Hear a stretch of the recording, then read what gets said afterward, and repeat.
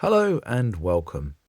The Gosport and Fareham Omnibus Company Limited was an operator that was based in Hampshire in the south of England. Gosport being a busy town next to Portsmouth harbour and has a large naval presence, while Fareham is a market town situated to the north of Portsmouth harbour and is roughly in a line between Portsmouth and Southampton.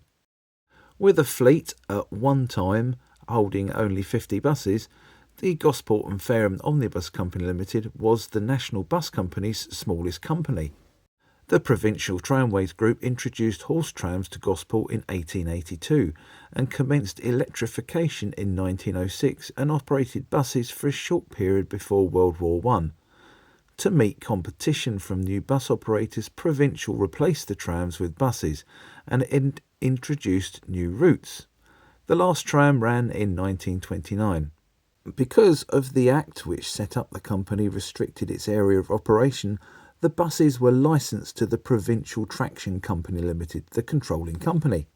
Initially, the company standardised on AECs. Latterly, it achieved some fame as a rebuilder of elderly Guy Arabs, more often than not fitting them with air-cooled Deutz engines. The last of these was withdrawn in 1972. The National Bus Company purchased Gosport and Fareham from the Swain Group, who were the successors to the Provincial Traction Company Limited, which was the controlling company. This purchase was completed on the 1st of January 1970, and the mixed fleet that the Gosport and Fareham operated was quickly replaced by vehicles transferred from other National Bus Company subsidiaries. In National Bus Company ownership, Gosport and Fareham adopted the Provincial name and National Bus Company leaf green livery, and was managed by Hants and Dorset. During the National Bus Company years, the company built up a very strong following for the Leyland National.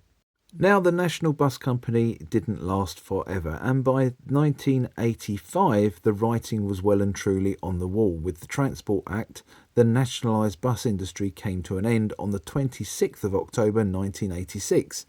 The company's then manager of the time, James Freeman, called a meeting at midnight on the 27th of January 1987.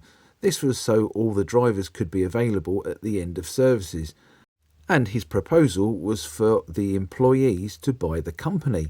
The good news was this was agreed to by the majority of the employees. However, the management had to move quickly as the bids had to be handed in on the 30th of January 1987.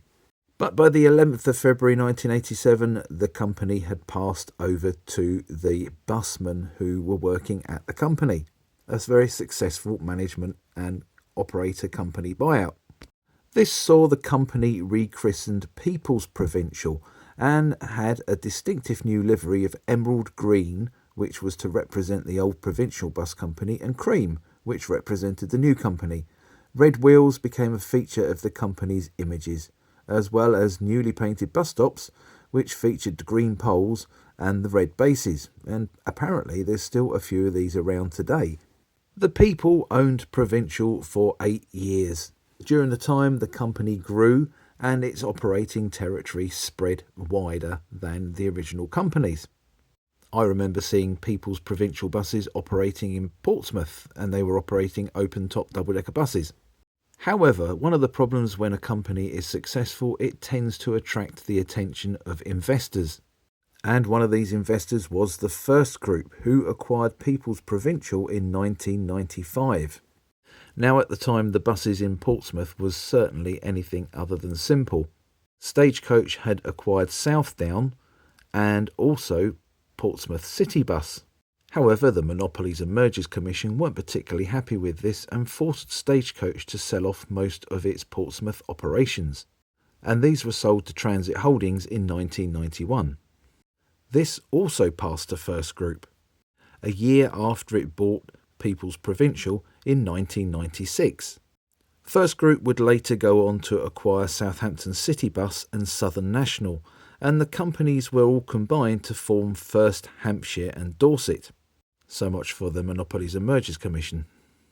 I hope you enjoyed this look back at this smallest operator in the National Bus Company.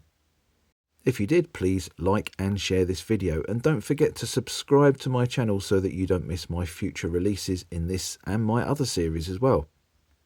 Many thanks for watching. Bye for now.